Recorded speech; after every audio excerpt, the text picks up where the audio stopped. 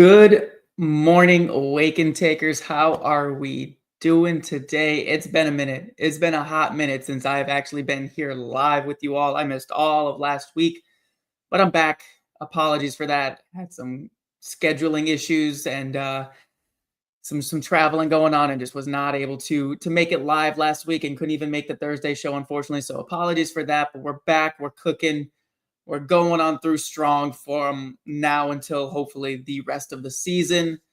Good morning, Alex. How are we doing? How are we doing? Unacceptable. I know. I can't believe I did it to you guys. But we're here. It's Tuesday, September 16th. Week 2 was a complete counter flip to what week 1 was. We saw all sorts of unders on week 1, and then all of a sudden it's week 2, and I mean, 50 plus points was the average for every game. It was a lot of time, a lot of scoring going on, a lot of good times. And yes, good morning, Jason. How are we doing? I do gotta apologize to everyone as well. The thumbnail did say we were gonna have Jason on. We had some things pop up where unfortunately Jason wasn't able to make it on the airwaves live today, but we are hoping to have him on very, very, very soon.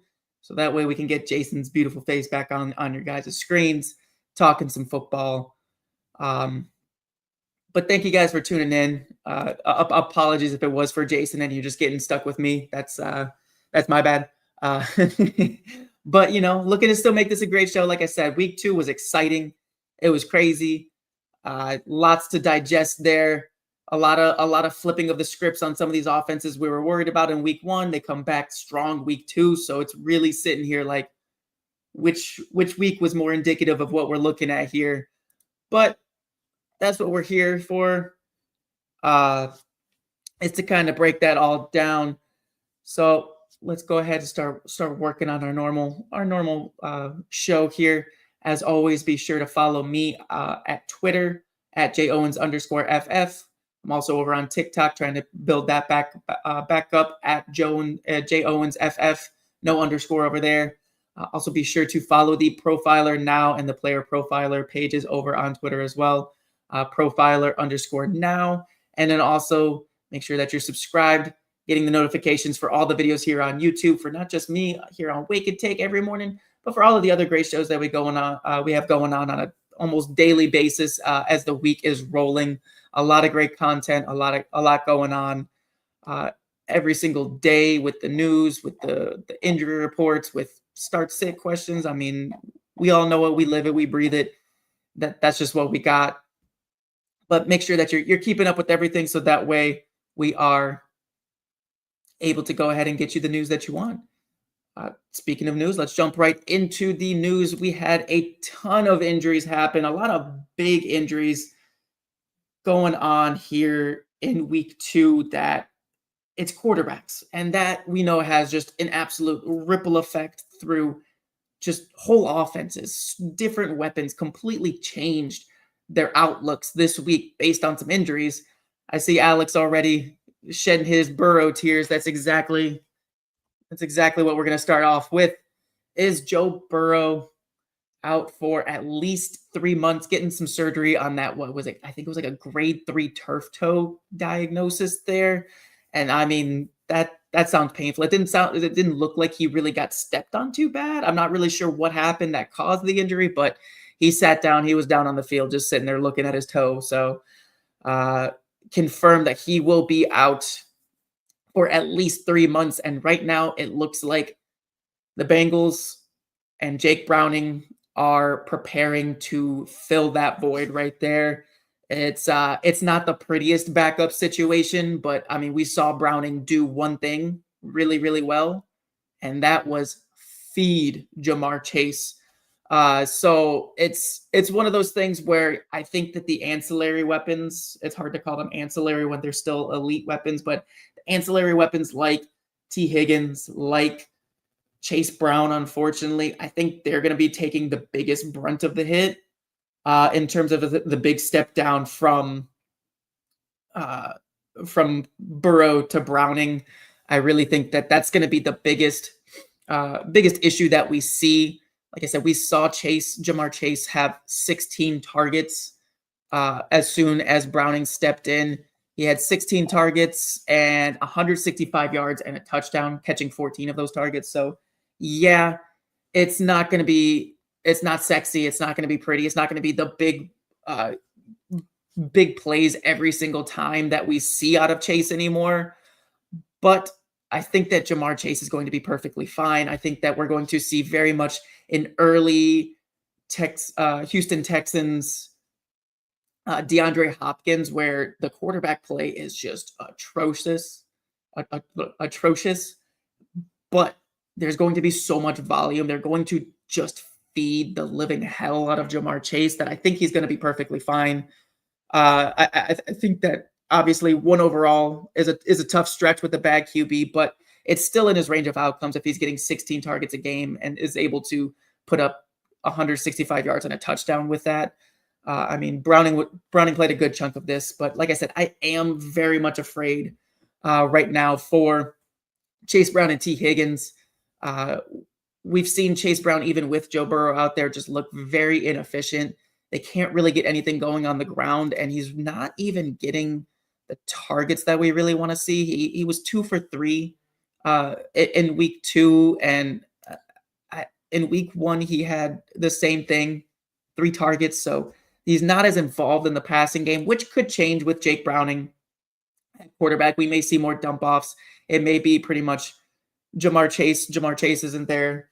He's looking for a Chase Brown to swing out of the backfield, but it's all time will tell here. We're going to see in week 3 what the Jake Browning led Cincinnati Bengals are really looking like. I'm not overly confident in his ability. I'm secretly hoping that they go out and trade for, since they know it's an extended period of time. They're 2-0. This is the first, like normally we were so used to Cincinnati starting slow and Burrow pulling them out of the depths. But right now, Burrow's got them off to a 2-0 start, and they need to just survive until the playoffs and make it to the playoffs. So I don't know if Jake Browning really is what they want in terms of that. The window is here. They paid a bunch of money for this year. I think they're going to want to make a push. So I'm hoping, fingers crossed, that we see a Jameis Winston, just like a cheapo depot trade, something like that. Someone who can keep this thing afloat with the weapons. But we also know that Cincinnati doesn't like to pay a lot of money consistently. So it'll be interesting to see what happens here. But ultimately, we have Jake Browning for the extended future here, and that is going to be, I think, like I said, good for Chase, bad for everyone else around. They get a tough matchup defensively with Minnesota in week 3, so we will see what the team looks like, what they want their identity to be here in with that. But it's a tough one. It's a tough one to read. It really is. Let's see here. I see Nito in the chat traded T-Mac and Jordan Mason for Higgins. Did I get fleeced? Unfortunately, I do think that that's going to end up biting you here unless, like I said, a Jameis Winston rolls into Cincinnati, or someone that is a little bit more of a gunslinging backup for Cincinnati. If we see that happen, I think Higgins will be perfectly fine. But right now, as it looks, Teterow McMillan, I know that the stats aren't really there. I know that the scores aren't there, but the dude he looks good, like pure eye test. This is what we want to see here. I think that with the way that T-Mac has been looking, I think that we do see similar stuff here where I can't even think of it. Bryce Young, holy cannoli. Couldn't even think of his name right there, but Bryce Young is going to start slowly getting better. He looked better week 2 than he did week 1. Not much, but he looked better. And I think that Teterow is making some moves. And obviously Jordan Mason with the Aaron Jones injury, with the JJ McCarthy injury, I think that the Minnesota Vikings are going to be leaning heavily on Mason. So I think that Mason and T-Mac are definitely the safer players right now in that deal. And the fact that you had to give up both of them for Higgins, you're swinging for the fences. So I hope you got a lot of safety guys that you can start, and just hope that Higgins can have some big games. But with this injury, I unfortunately think that the T-Mac and the Mason side is where I would be putting my chips there. Uh, but thank you for the question. Keep them rolling, guys. Keep them rolling. Speaking of Jordan Mason and the JJ McCarthy injury, JJ McCarthy, another quarterback that is injured here week to week with a high ankle sprain. And Minnesota's kind of in an interesting place with these injuries because of the fact that they go on like a London road trip soon. I don't know what the rehab process looks when they do these big trips, but we could see McCarthy be held out for a handful of weeks here if they do decide to just let him stay stateside and rehab and get healthy for when they come back. Honestly, might not be the worst thing. He's got 2 games now. He's had 1 of the 8 quarters look good. 7 of the 8 have looked very rocky, especially like those first 3. Very, very rough looking. This passing game has just looked off timing, which to be expected, honestly. Justin Jefferson missed a lot of the offseason with his what was it, the hamstring injury. So he was not participating a whole lot to get these timing routes down with JJ McCarthy. We saw a lot of Jordan Addison, who is serving the last week of his suspension this week. So it's really kind of just been tough sledding for JJ McCarthy. He's looked good in some flashes, especially when he's getting to move around. But this high ankle sprain is a big concern for a lot of those reasons. He's looked best on the move, and now with a high ankle sprain, he's not going to be able to move as much. So it's something that I am very concerned about when he does come back. But Carson Wentz is the backup in Minnesota. He steps in. So I think that this will actually help out the passing game. I think that we'll see a lot more stability here with Justin Jefferson. I think we're going to see something very similar to Jamar Chase, where Carson Wentz, he's been a starting quarterback. He's been an MVP caliber starting quarterback before, and he knows now as the backup, he's got his guy. He's got Justin Jefferson. He knows who to feed. He knows where to go. He's not going to be trying to make these crazy plays. He's not going to be looking to do a 8 route progression. He's going to look for his guy, and he's going to take what the defenses are giving him, and he knows where to take his shots. So I think that this will benefit Justin Jefferson. I think that this will benefit TJ Hawkinson, who has had a rough start with JJ McCarthy. It has pretty much been Jefferson or nothing, or these running backs in Minnesota. And again, Aaron Jones also missing at least week 3 with a hamstring injury. We don't know the full extent of how long he will miss so far, but Jordan Mason stepping into a big role here. And I think especially with backup quarterback Carson Wentz, rough start to the game with the passing game. I think that they might the defense has been playing well enough to where I think they might just start leaning heavily on this run game. And I mean, Jordan Mason's looked pretty good. He hasn't been great. He's been good, not great, I would say. Taking what the offensive line has given him, which isn't a whole lot. Offensive line also beat up here in Minnesota. So it's just a slew of injuries, just really full-blown hamstringing Minnesota Vikings as a whole. And we've seen it. We felt it. Like the fantasy scores have shown it. The NFL scores have shown it. It's been tough sledding for the Minnesota Vikings here. But like again, I think with the backup quarterback, we're going to see JJ McCarthy get the hyper targets, and I think we're going to see them very heavily lean on this run game, starting with Jordan Mason. Obviously, right now, I don't know who they're going to bring in as a potential third or second running back right now, because I believe, looking at the depth chart, let me pull it back up. I had it this morning. Ty Chandler is on the IR.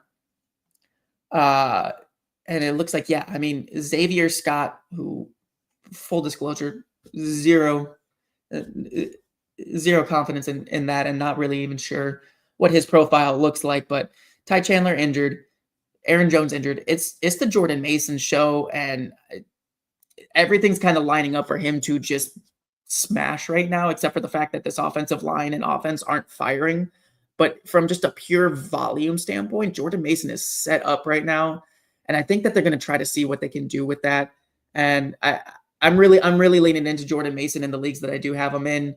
It's been a little all over the place, but I think that we see a lot out of him, and I think that Justin Jefferson will be fine. I would not panic sell on him, even with this JJ McCarthy injury. I think that Carson Wentz will keep him afloat, and then I think that we see, as Jefferson gets healthier, we see him start to get back to those elite numbers. So if anyone comes knocking, I would say send a fair offer that you would take at the beginning of the season, and don't worry about these first 2 weeks. I think better days are ahead for Minnesota. Again, they get week 3. They get that matchup I was talking about with Cincinnati. Cincinnati's defense is Cincinnati's defense. We saw Trevor Lawrence pick them apart in week 3. So it's one of those things where I think that this is a good get right week for the offensive weapons in Minnesota, but we'll see. We'll see.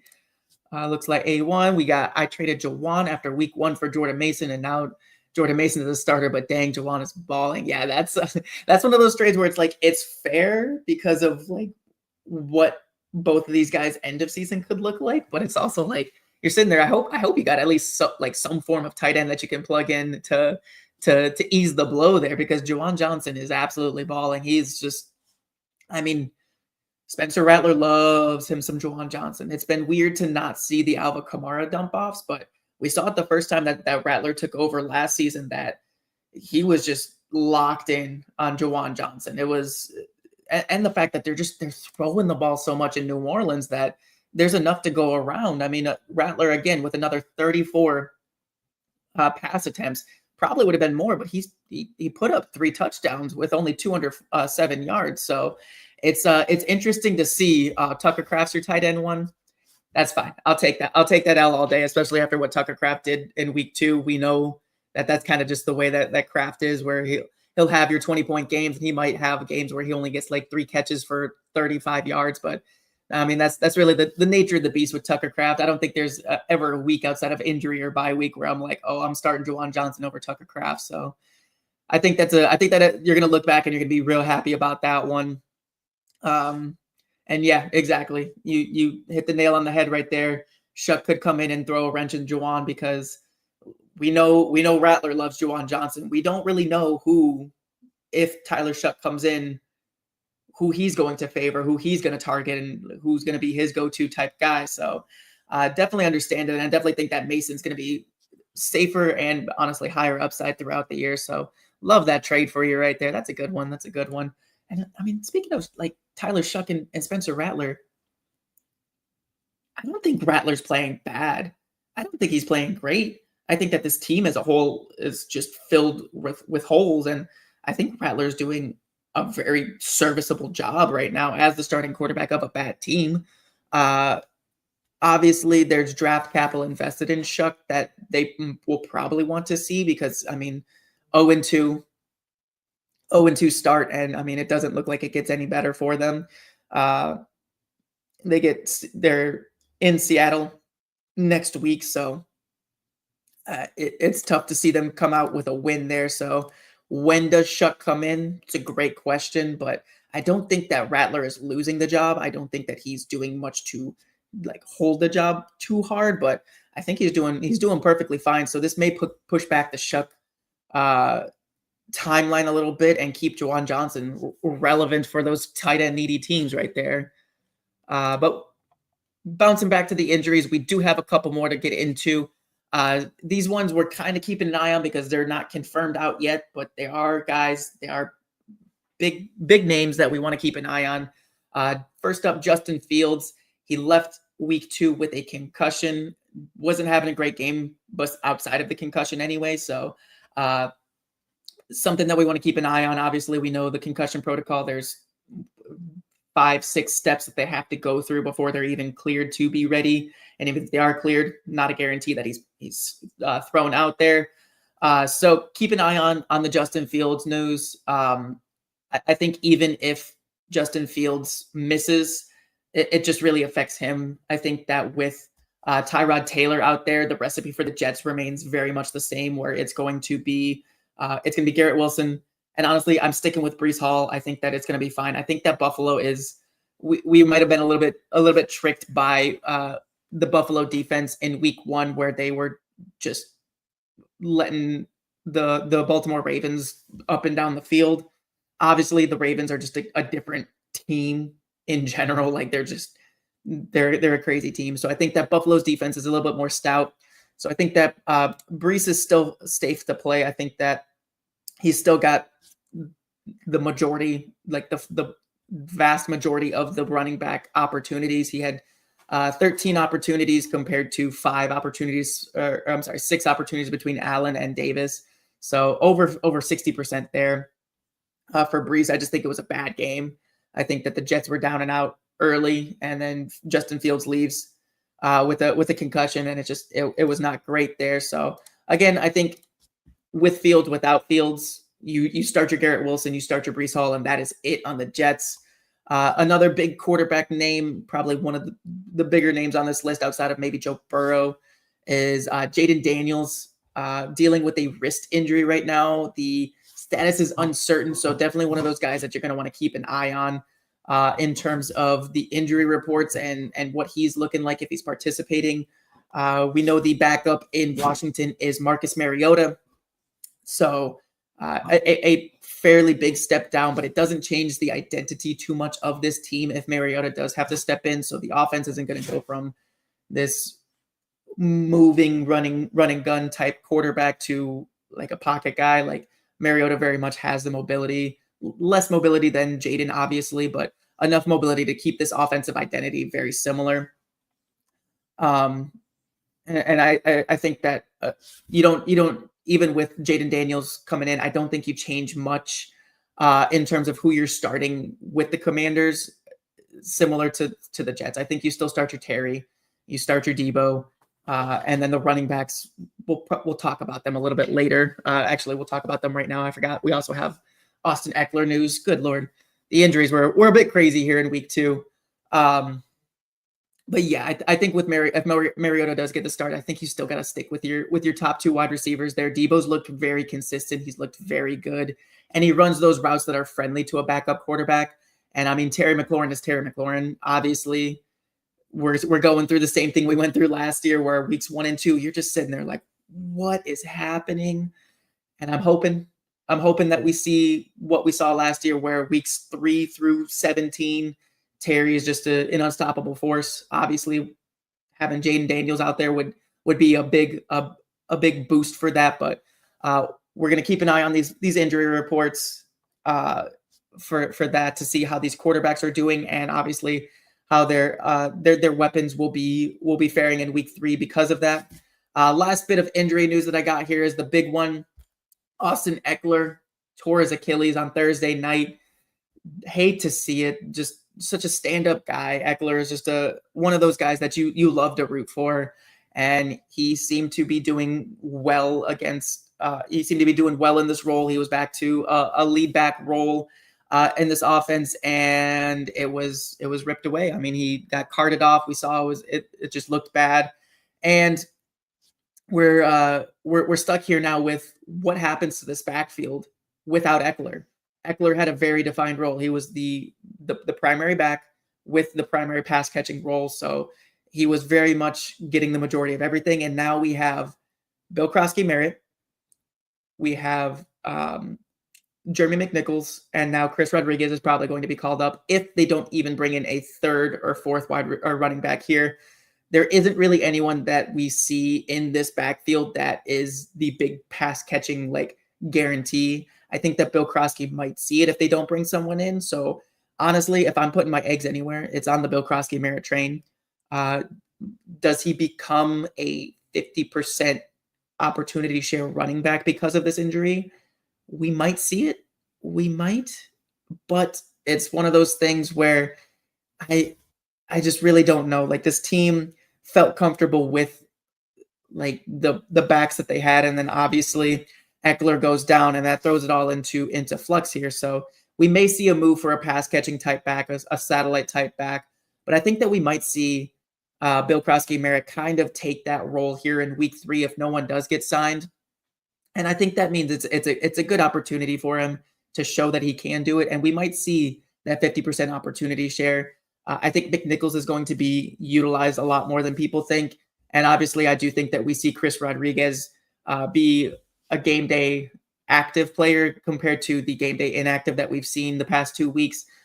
So it could still remain this 3-headed monster where it's going to be like a 40-30-30 type split, or like a 35-35-30 type split. And that could be gross, but I'm still wanting to see it out of Bill Krosky-Merritt. I think the opportunity is absolutely there. And if in leagues where I'm already struggling with my flex spots. I'd be willing to take the shot on him here in week 3. Washington is going into Las Vegas or they're home against Las Vegas this week, and Las Vegas has had a solid defense. Obviously, we saw them shut down. O'Marion Hampton last night, but I think that just might be a product more of the Chargers' run blocking is just bad. Like there's been nothing for O'Marion Hampton to do, and he's not making his own. So it's just kind of been it's been kind of ugly for Hampton. But I do think that the Vegas Raiders defense is good enough to kind of scare me off of Bill Krosky-Merritt from being a must start.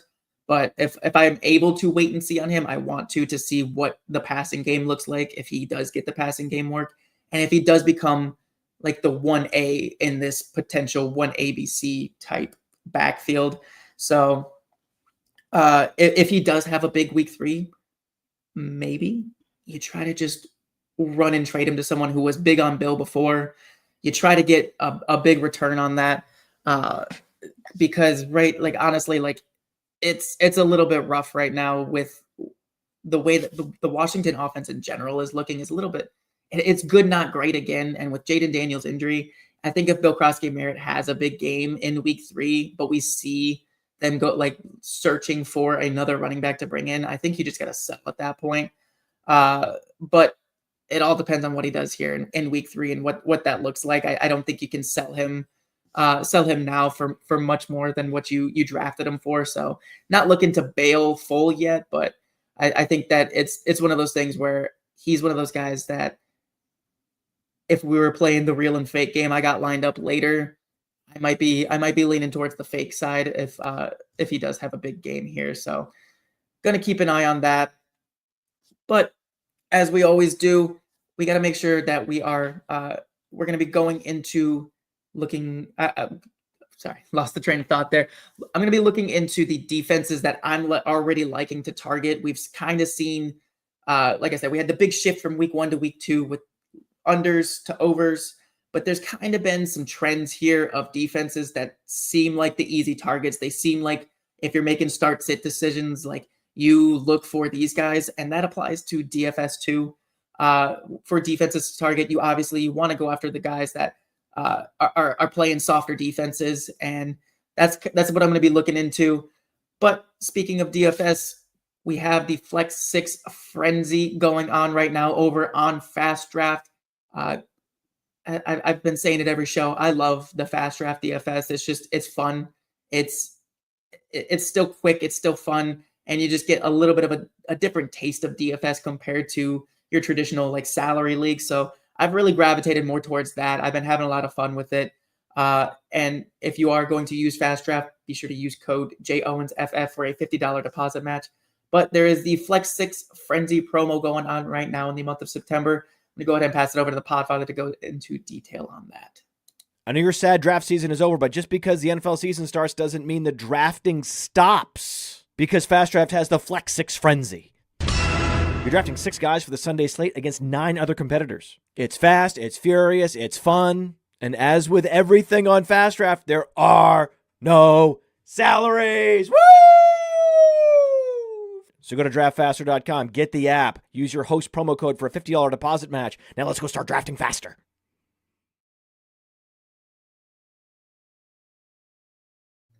Exactly what I said right there. No salaries. And that really, like, obviously the salaries are a unique twist, but having just drafting 6 guys and just going ahead and like assigning any boosters for those games, anything like that. It's just fun. It's just fun to do. It's easy. It's quick. I don't have to do like with those salaries, you're going up against bots 90% of the time anyway. So I like having this Fast Draft platform here where I'm able to just go in, draft some dudes I like, and then just watch it go. Like I said, it's been the most fun that I've had in DFS in a while. I've really tapered off on the DFS until the past 2 years when Fast Draft came out with all of their contests. So I've been having a blast there. Again, code JOwensFF gets you a $50 deposit match over there. Go ahead and go use that.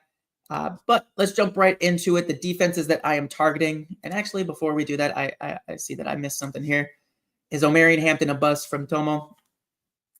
I don't think he's a bust, especially in terms of dynasty, but I think all of these rookie running backs were super duper hyped, me included. I was hyping them all up. I was ready for the smash. And it just seems like it's taking them a little bit more to adjust. It does seem as though NFL teams kind of shifted towards stopping the run a little bit more heavily. And I think with the Chargers, the big issue really is their run blocking just looks discombobulated. It looks so ugly out there. Like every time Hampton, even Harris was getting touches, it's just like they're running into like the back of the line every time. I mean, let's take a look at the stat line. Hampton, 8 for 24, 2 targets, 1 reception for 1 yard. Not great, but then you look at Najee Harris, 8 carries, 28 yards, 2 receptions for 20 yards. It's the same thing. So I really don't think that it's a big issue with Hampton's talent. I think that it's a big issue with this Los Angeles Chargers run blocking, which is shocking with who their coach and offensive coordinator are. You would think they would be able to cook up some schemes, some interesting ways to make space for these guys, but they just aren't. And maybe it is Hampton's inability to create on his own. Maybe there are holes there that he's just missing and not hitting hard enough or not making the right cuts. Time will tell, but right now, definitely a rough start for him, but he has been seeing a lot of field time. Obviously, week 2, Najee Harris kind of crept up on him in terms of the opportunities, but I think that was more game script than anything. We saw in a tight game against the Chiefs, it was all Hampton. So small sample. I'm not full panic yet, but I am getting a little nervous. For my seasonal Omarion Hampton teams, but I'll definitely keep my eye on him and the opportunities in week 3. It's gonna happen. I think that they've just kind of, the way that the Chargers have been winning, they're not going to move away from it, but I think it's going to get better. We also have to remember there was a big offensive line injury right before the season, so there's been a shakeup. Guys have had to shift over. Alex is right. I think Omarion will be fine. We just need to let the Chargers settle in. But going back to the defenses that I would like to target, the number 1 is the Dallas Cowboys. They are just the most perfect team that I like to have. Like I like having Dallas Cowboys right now. I like seeing my players going up against the Dallas Cowboys. It's one of those matchups where I see that and I'm just like, I'll throw a random guy in the flex if they're going against the Cowboys, just because the blow up potential is there. It's the perfect combo for fantasy football. It's the bad defense paired with a good offense.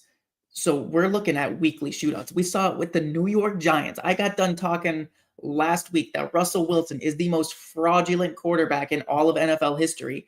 And then he goes out and he drops 450 and 3 on the Cowboys' head and takes them all the way to the wire in overtime. If that doesn't sum up what the Dallas Cowboys defense and team in general is this year, I don't know what else does. So like I said, any players you see going up against the Dallas Cowboys, and if you have any Dallas Cowboys, like exciting things. Like CeeDee Lamb obviously has not caught a touchdown yet. It drives me crazy to see these Javonte Turpin touchdown catches in the red zone. Drives me absolutely insane. Drives me crazy to see Dak forcing the ball on like big 3rd and 4th downs on the side of the field opposite of where Pickens and Lamb are lined up. Like I get it. Like obviously the matchup is the matchup, but at the same time, like make the right call, go to Pickens and Lamb. Those are your 2 dudes. But at the same time, like it's working. It's working. They're 1-1. So it's not like they're winning because of it, but they also played Philadelphia week 1, and now they are traveling into, was it Chicago? Chicago week 3. So that is going to be just fireworks. I mean, DJ Moore, Roman Dunze, DeAndre Swift, like just down the list and just start. Yes. And on the flip side of that, I'm going to be talking about the Bears in about 5 seconds. Another defense I like to target. So it's CeeDee Lamb. George Pickens, Javonte Williams, like just it's the most perfect combination that we have here. It's the most perfect setup that we have here with the Dallas Cowboys to just it's everything that we wanted Cincinnati to be, but it's actually just going to be the Dallas Cowboys. It's the Dallas Cowboys. They have good weapons. They have elite weapons drafted highly. And they're going to be just facilitating shootout after shootout after shootout because everyone wants to sit here and say, oh, week one wasn't a shootout. Week one wasn't a shootout. Week one was headed for a shootout. There was like 35 points scored in the first half. And then there was an hour and a half weather delay where the lightning strike made them wait. So I'm not worried about it. I think that this is very much the recipe for every Cowboys game in the foreseeable future. It's going to be high scoring. It's going to be electric. It's going to be fun. You're going to be sitting there looking and laughing at just how goofy the Dallas Cowboys look, but it's going to be fun. It's going to be a hell of a ride. And I think we're going to see a really, really, really fun, high scoring game here in week 3 against Chicago. And moving right along to my second favorite defense to target, it is the Chicago Bears. Before we get into that, actually, let me go ahead and take a look here. We got Adrian in the chat. Was offered A.J. Brown and Pickens for Kelsey, Jennings, and Downs. My squad. What? Am I reading that right? A.J. Brown and Pickens for Kelsey, Jennings, and Downs. I'm very confused here. Why would they do that? Why would they offer that trade to you? Yes. Take. Run. I don't care that A.J. Brown isn't doing great. I don't care that Pickens has looked, he's been fine. He caught a touchdown. Yes, a million times yes. He's 0-2. I don't know what going after Kelsey, Jennings, and Downs is going to do for that. I don't care if I'm 0-2. I'm not selling 2 of my top 5-6 round picks for Kelsey, Jennings, and Downs. But yeah, no, I would take that. I would take that trade in a heartbeat there, especially, if he's about to be 0-3, if you take that trade. I'm flipping back over here to the Chicago Bears defense, though. Another defense that I just love targeting. We saw the most spiteful, hate-filled 52-point game out of the Detroit Lions dropped right on the Chicago Bears' head. Yes, I think that was a 100% because all of the anger and aggression that we felt week 1 as a Lions team, as a Lions fan base, it was 100% just unleashed on the Chicago Bears. Obviously, I would hope that we're not doing insane things like we let Isaac Tesla get a couple more targets in the third and fourth quarter if we're up by 30-something, 40-something. But I think that the point was proven. I think that the statement was made by the Detroit Lions. But I also think that the Chicago Bears defense looks bad, especially Jalen Johnson. He's out for the year, expected with a groin injury. He's getting surgery. So even if he does come back, it's not until very, very late. So I think that this, what we've seen the past 5 quarters of football out of the Chicago Bears defense, where at the end of week 1, J.J. McCarthy just absolutely picked them apart on the ground, in the air. It was the one quarter of J.J. McCarthy that looked absolutely electric. And then again, week 2, just an absolute dismantling by the Detroit Lions. And again, that might just be because of the fact that the Detroit Lions had such a bad week 1. They needed to prove a point in week 2. They did. They really, really did. But again, I think that just the injuries, that just discombobulation in general of the Bears is an absolute mess. So I am full bore targeting the Bears on a weekly basis. I see I have a start-sit decision where it's one player versus a middle of the pack defense, and it's one player versus the Bears. I'm going to lean the guy going up against the Bears every time, unless they're going up against the Dallas Cowboys. And like I said, week 3, we get the beautiful matchup of the Cowboys versus the Bears. And I am excited for that one. I think that is going to just be an absolute laser show. We're going to see Dak put up points. We're going to see Caleb put up points. We're going to see all the weapons. I mean, there's like 6 wide receivers I would start there. Good morning, Jamie. Just woke up, missed a lot. Did we talk about Tootin yet? We did not talk about Tootin. We could talk about Tootin. Let's talk about Tootin. I hope that after the Tank Bigsby trade that everyone ran out and grabbed Tootin if he wasn't already scooped up. But I am excited for Tootin. I do think that he is going to be he's a very good handcuff satellite plus type guy. I don't think that he's going to take the job from ETN without an injury because I mean ETN's look good. Anyone can say otherwise, and I will disagree with you wholeheartedly. I will say it with my chest. But yeah, Tootin was kind of one of those handcuffs where in every one of my leagues he was kind of scooped up, and I did not have the waiver priority. I did not have the waiver priority to get him, so I do not have him as much except for in my dynasty leagues where I was scooping him up with those mid-round rookie picks. But yeah, I think that Tootin is a phenomenal, like if you did scoop him up off of waivers or if you did take him with one of your last picks in the draft, you're sitting pretty right now. You're feeling real good because he will have weekly value. We saw it. He had the receiving touchdown this week, and he's still got 8 carries for 42 yards. That's a solid stat line. And I do think that he's just got a crazy amount of upside here. We've seen the reliance of Trevor Lawrence on his running backs. So if anything does happen to ETN, I think that Tootin very much becomes a league-winning type guy. And I think that he's, again, I think he's a great satellite handcuff plus type back who is going to hit your flex more often than you think, especially once we start hitting bye weeks and everything.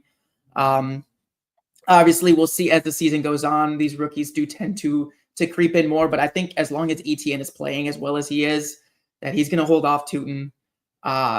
Jacksonville is looking like they're such a weird team. It's so hard to tell with Jacksonville because they had the good week 1. It was an ugly week 1, but it's just like it's so strange seeing this team operate through ancillary weapons. Like the Jacksonville Jaguars right now are not going through Brian Thomas and Travis Hunter. It's ETN. It's Parker Washington. It's these ancillary weapons that keep coming up and like just being the performers. And De'Ami Brown, another one. Like I'm not 100% sure what's going on with Trevor Lawrence to where he cannot get the ball to Brian Thomas in a catchable fashion. He cannot get the ball to Travis Hunter in a catchable fashion.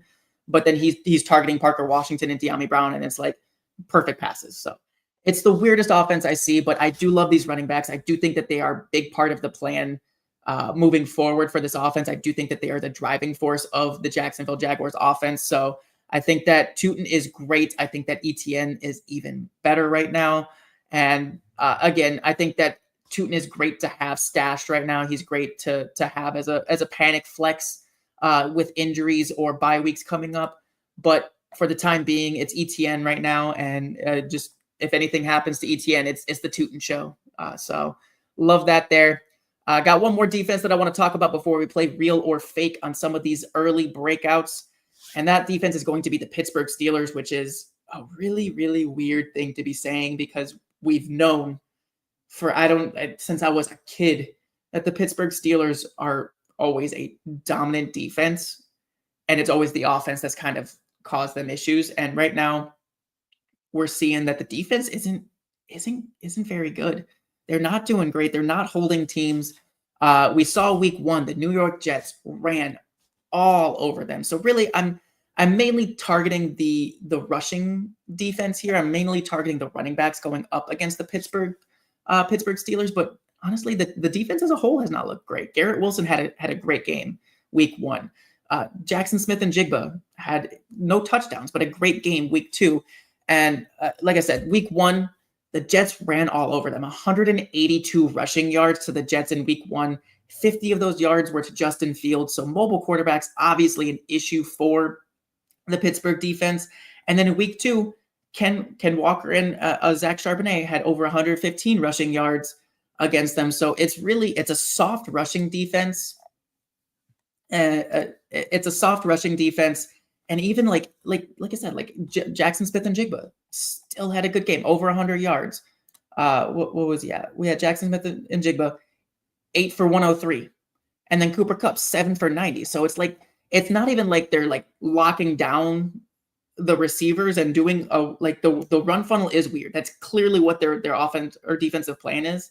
The run funnel is strange because it's not what you usually see out of Pittsburgh, but it's not even like they're locking down the outsides. It's not like they're taking away the outside weapons. Like I said, like 170 something yards for the top two wide receivers for Seattle, and then Garrett Wilson week 1, 95 and a touchdown on 7 targets. So it's like I said, it's really strange. They have the talent, they have the identity to flip this script at any time. But I mean, until they do, I'm targeting the running backs here. I'm taking a good hard long look at every running back going up against them. And really, I think that week 3 is going to be a very big litmus test for this take here, for if the Pittsburgh Steelers are a target for the running backs, because they're going up against New England. New England, not the strongest run game. We saw a good game out of Ramondre Stevenson, but that was through the air. And we know TreVeyon Henderson is still one of those rookie running backs just trying to get some momentum and get his feet underneath him here. So I think that week 3 here will kind of be a big sign of whether the Pittsburgh Steelers are an every week target for your fantasy running backs, or if it was just like the Jets run offense was just that good. And then Seattle's run offense we know is good. They had a rough week 1, but week 3 is going to be interesting to see how the Steelers shake out. I'm perfectly fine flexing Ramondre. I'm perfectly fine flexing TreVeyon Henderson because of what we've seen. I'm not scared off by it. I'm not looking to go out and like do it. It's not like the Bears and the Cowboys where I'm like actively like I will force those guys into my lineup. But if you got to start a Ramondre, if you got to start a Henderson, I'm not mad about it. I think that it's a trend. It's a 2-week trend that we could see become a full season trend. So those are the defenses that I'm targeting. Again, Pittsburgh Steelers, the run defense is really where I'm looking. We got the Dallas Cowboys, who are just shootout after shootout after shootout is my prediction here, because they have the good offense, bad defense that just let Russell Wilson chuck the ball. I mean, like every other play, it was Wandale or Neighbors for 60 plus. And then we have the Chicago Bears, who just look to be the Chicago Bears that we know and love, of just disarray, but without the strong defense to kind of bring the drag games into the mud. I think that the Jalen Johnson injury really solidifies that, where we're going to be looking at the Bears as a weekly fantasy target, because again, they have the offensive. They're similar to the Cowboys, just not to that level. They're similar to the Cowboys where they have the weapons to force shootouts. We could see it. We saw Rome have a good week. I'd love to see it come back with some DJ Moore as well. But we know that they have the offensive weapons to force shootouts, and they do not have the defense to drag games into the mud anymore. So those are my 3 defenses that I am targeting. Let's go ahead and jump into. I got 4 guys here that are either doing really, really good or they're doing really, really bad. And I want to kind of play this game of real or fake. Do I think that these guys are going to continue to have a full breakout season? Or do I think these guys are going to bounce back? Or do I think that this is fantasy football, it's only week 2 and people may be a little bit too excited, a little bit too hyped there. So I'm going to go ahead, and my first guy up is someone that I told you all to fade, and I am feeling wrong. I am feeling dead wrong here about James Cook. Again, I came out early in the offseason. I said, fade James Cook. There is no way he's getting 18 touchdowns. The weapons are improved. Josh Allen didn't rush that many in last year. We're going to see it. We're going to see the touchdowns spread back out throughout this offense. And here we are. It's week 2, and James Cook has 3 touchdowns, on pace for another 18 touchdown season. And hands up for accountability. I was wrong. It looks like I was wrong. I still think that this offense is looking a little bit more spread out.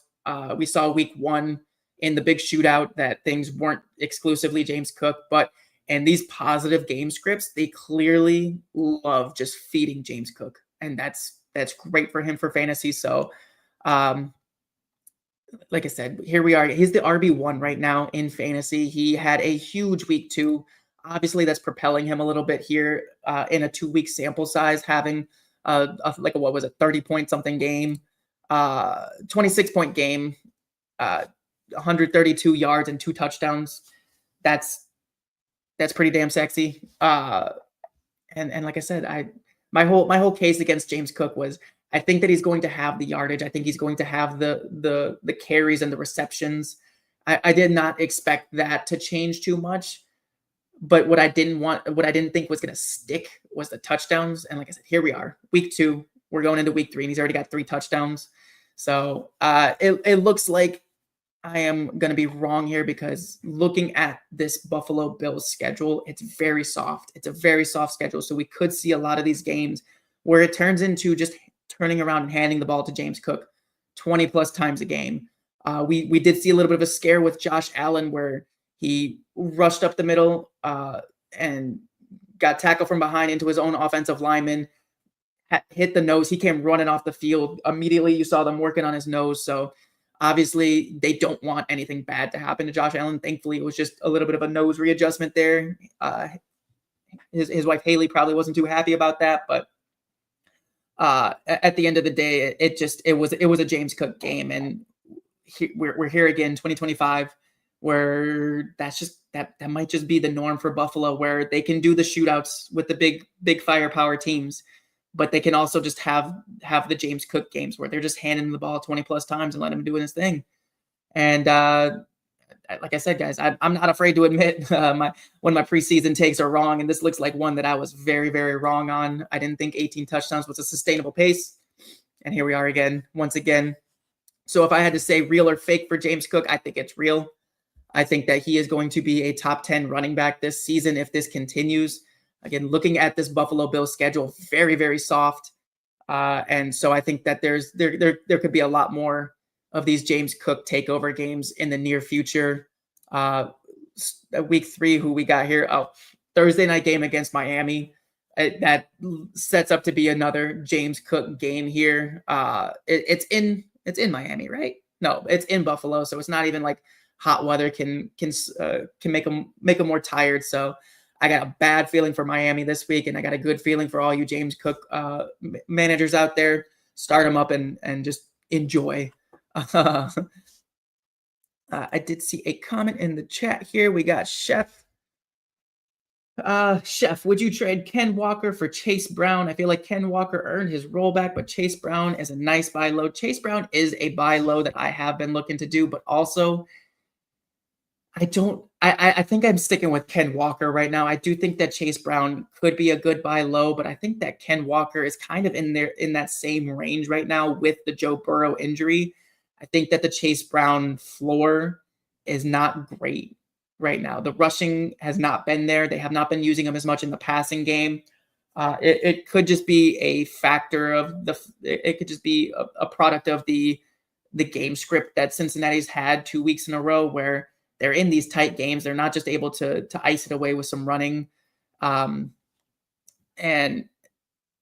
it'll be interesting to see what the Cincinnati Bengals do at quarterback if they stick with Jake Browning. I'm scared for Chase Brown. I do think that Ken Walker, he might have some games where he leaks a lot more carries to Charbonnet, but as you just saw in week 2, over 100 yards. He was the bell cow. He was the dude. And that's just that's what I feel like that's what we're going to see from Kenneth Walker. It's not going to be the most consistent, but when he does go off, he's going to go off. And right now, Chase Brown's kind of in the same boat. He hasn't even gone off yet. He's had 1 touchdown. And there were many of like goal line opportunities that did not go to Chase Brown that just really are worrying me right now in that boat. So I'm sticking with Kenneth Walker over Chase Brown right now. There are some guys on this list that maybe I do sell for Chase Brown if I can get him there. But really, I think that Kenneth Walker is a safe bet, not a safe bet, but a bet that I'm willing to take right now over a Chase Brown on an injured Bengals team. Thank you for the question. And moving right along, the next guy that we're going to talk about is someone that is actually not doing great right now. It's Brian Thomas Jr. Do I think that his wide receiver 49 start is real or fake? I got to hope that it's fake. I got a good feeling that it is because he is being hyper targeted still. 19 targets in 2 games, but only 5 receptions. And I saw some stats going out. I think it was for week 2, or maybe it's just been the whole season. But Trevor Lawrence's QBR when targeting Brian Thomas is like 36. And I saw that if you spike the ball for the 19 times that he's been targeted, if you spike the ball that same amount, it would be a 39 QBR. So the fact that like Trevor Lawrence's QBR has been so bad targeting Brian Thomas shows me that it is very much on Lawrence here, and it's just there's something off between the two. Alex, appreciate you. Have a good rest of your day. Thank you for coming back in after the week-long hiatus. I appreciate you. But yeah, back to Brian Thomas. It looks like there's something off there. There's been there's the talks right now that Brian Thomas has a little bit of a wrist injury that might be affecting him, but also at the same time, it's just the passes haven't been there, but the 19 targets have. So it's one of those things where I'm going to stick with the targets. I'm going to stick with the talented player. I think that Trevor Lawrence and Brian Thomas will get it figured out. Trevor Lawrence is obviously still playing well enough. He's dealing the ball to De'Ami Brown. He's dealing the ball to Parker Washington. It might just be those tighter coverages are affecting Trevor a little bit more when he's throwing the ball to Brian Thomas, when he's throwing the ball to Travis Hunter. So I think that we see a turnaround. I think that we see things correct themselves. Again, it looks like this team is running through the running backs, and that's letting Lawrence get into a flow each game. So I think we see a turnaround here. I think they're going to have to, because the defense is good, not great again. But I think that the Jaguars overall get it together. So if anyone is selling low in your leagues, go get a Brian Thomas Jr. I got a guy that's coming up on the list soon that I would try to sell him for like a little bit of a package deal. And let's go ahead. Let's just jump right to him anyway. Oh, that's not the right one. That says Cleveland rookie running backs. I forgot to change the letters at the bottom there. Apologies, guys. That's on me right there. Another a little bit of a mix-up. I was making these without coffee, so that's on me right there. But it's Deebo Samuel, not the Cleveland rookie running backs. Ignore the words. It's Deebo Samuel for the Washington Commanders. Right now, he is wide receiver 7 on the season, and he's looked good. He's looked real good. He's been Jaden Daniels' most reliable target. He's been the offense's most reliable target, and I think that it's going to continue. He's been a great connection, but there's also this question of, does it continue, or is this just because Terry McLaurin's kind of shaken off the holdout rust from the offseason? We know that these wide receivers especially always have a little bit of a slower start when they do a holdout, and we're seeing it with Terry McLaurin. The thing is also, we saw it last season too. I talked about it earlier. We saw it last season. Weeks 1 and 2 for Terry were awful. He had like 6 points. He was averaging like 6 fantasy points per game. And then we see from then on, he starts scoring touchdowns. He starts getting back into the groove.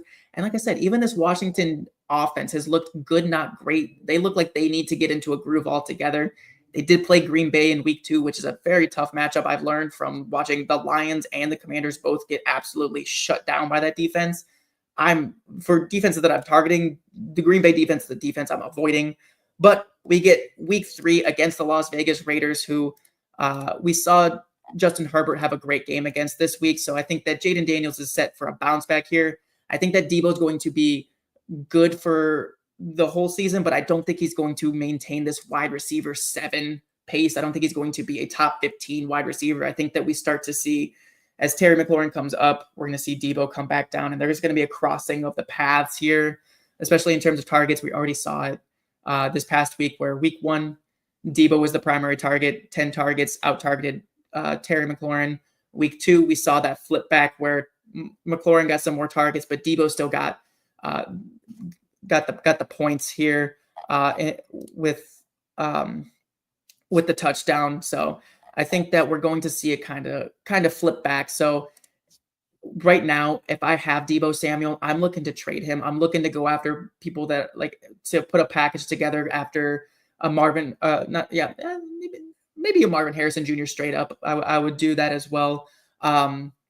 But like guys that I'd be looking to go straight up for, it'd be like T-Mac, Tedero McMillan, George Pickens, Marvin Harrison. I would be looking to just do a 1-for-1 there for guys that are maybe scared off of those other names and looking to get into the Deebo business. But if I can also make a package, I wouldn't hate going after people that are panicking on Justin Jefferson, Drake London. If you can get one of those elite wide receivers for Deebo plus another piece, I'm all over that. Like I said, I like Deebo. I think he's going to have a good season, but wide receiver 7 right now, just benefiting from the Terry McLaurin holdout rust.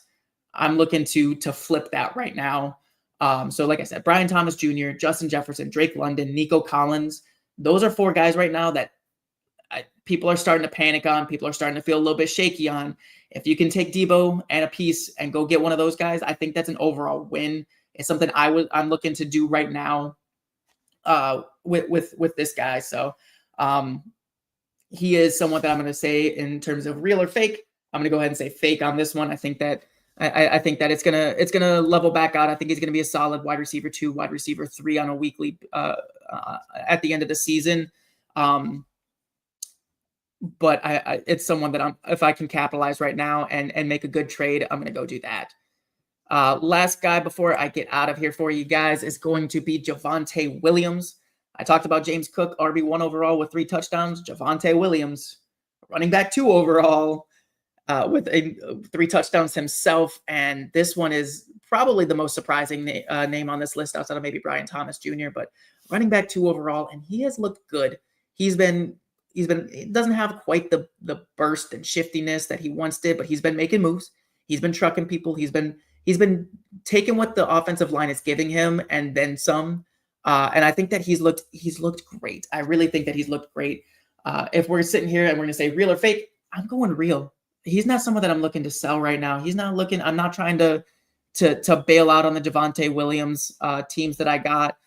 If I drafted him, I think that I'm just holding on to this lotto ticket. I think that it does continue.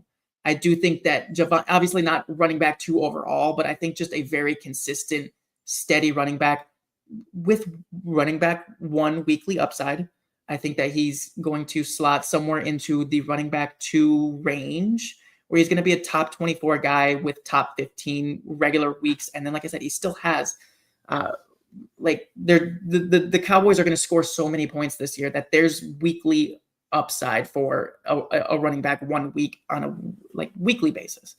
I'm not trying to trade him right now. Like I said, this would be a guy that if I am going after a Chase Brown, I'd maybe try to do like a 1-for-1 where I get a Chase Brown here.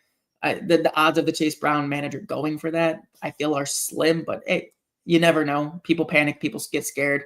But at the same time, I think that this is real. I think Javonte Williams is going to be good this year as long as he doesn't get injured. There's no one really waiting in the wings. Jaden Blue's been inactive. They stuck with Miles Sanders week 2, even though he had the costly fumble in week 1. They stuck with him in week 2. He got a touchdown for them. So I think that it's a very clear what we're seeing in weeks 1 and 2 is going to be the norm here, where it's Javonte, and then Sanders is in there to do a little bit of a breather back role. Just looking at week 2 here, 18 carries, 7 targets. That's 25 opportunities for Javonte Williams. That's bell cow status on a good offense. I love that. Only 7 opportunities for Miles Sanders to Javonte's 25. So, that's a beautiful thing to see. And I think it's working. It's the recipe right now. It's doing amazing things for the Dallas Cowboys. He's being involved in the passing game. Like I said, 7 targets in week 2, a 12% target share overall. So he's involved in all phases of the game. They're not taking him off for, like, Miles Sanders isn't the pass catching back. He's not the satellite back that is an automatic plug on third downs. It's Javonte Williams consistently. A 78% opportunity share among all the Dallas running backs. So, and like I said, it's the Javonte show right now. It's working. He looks great. And I think that they're just going to continue to ride this hot hand as long as injury doesn't pop up. I don't think that Miles Sanders is pushing him. Jaden Blue's not pushing him. It's very much Javonte Williams is the real deal. If you bought in draft season, congratulations. Well done. That's how you do it right there. You take the ambiguous backfield and you take your shot on your guy. And Javonte was probably who everyone should have been looking to. Everyone, everyone was scared off because of how he looked in Denver. Everyone was scared off from the injuries, but he's looking back. Let's see if he can hold up and stick this through and not have a J.K. Dobbins-esque season where he starts strong and starts to fade. I want to see Javonte finish the season. I want to see him do really, really good. He's been a guy that I've been rooting for a while now from the dynasty streets. So it's good to see him back. But again, real or fake, I'm calling this the real deal. I'm calling Javonte Williams the real deal. If you can get him for cheap because someone's trying to sell, I don't know how they're trying to sell the RB2 for cheap. So good luck with that. But if you do have him, I'm not looking to move from him. I'm looking to hold and to ride this train all the way to the end of all the way to the end to a title. Like I said, this Cowboys team is set up for big points on a weekly basis. Bad defense, good offense. So the upside is there. The floor is there. Javonte Williams looks like the whole package this year. So hold on to that and enjoy. But that's all I got for today, guys. It was a long one. I wanted to be here. I missed everyone in the chat. Thank you, Alex. Thank you, Jamie. Thank you, everyone, for the questions. Alex A1, thank you. I appreciate you guys very much for sticking with me on this Tuesday, September 16th. I'm going to be keeping an eye on those injury reports so I can give you guys a little bit of a report on Thursday on guys like Jaden Daniels, Justin Fields, things like that. But we'll go over some start sits for week 3. We'll go over. I'll have my espresso shot ready since I missed week 2. We'll have to have an extra spicy one for week 3 coming up. I appreciate you guys. If you like the video, please make sure that you physically like the video on YouTube. Make sure that you're subscribed to the Player Profiler Now YouTube page. And also, again, follow me on Twitter and TikTok at JOwens_FF on Twitter, at JOwensFF on TikTok. I appreciate you all. I'll catch you Thursday. From the Podfather to you, I deeply appreciate you tuning in. And many ask, what can I do? What can I do to help support the hosts, the research they do, the production costs? Go to playerprofiler.com, Dynasty Deluxe, World Famous Draft Kit, Rankings, DFS Dominator, and of course, data analysis. Subscribe to any one of those, and you support all of us and take Player Profiler to the moon.